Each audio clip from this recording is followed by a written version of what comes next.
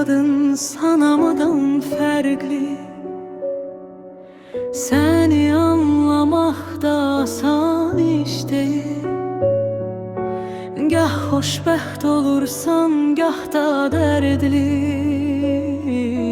Bu sənin ruhundur, bu vərdiş deyil. Çətindən çətinsən, gəl izdən gəliz. Bir üzün güləndə biri ağlayır. Kiminə dəlisən, kiminə dərdsiz. Dərin baxışların ürək dağlayır.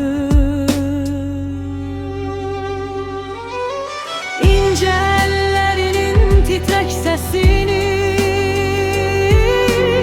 ürkək baxışının xəstəsi oldum.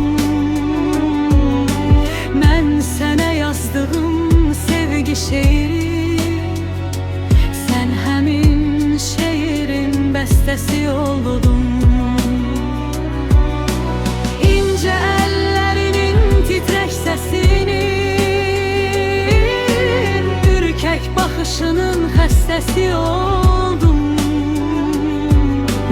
Mən sənə yazdığım sevgi şeiri, sən həmin şeirin bəstəsi oldun.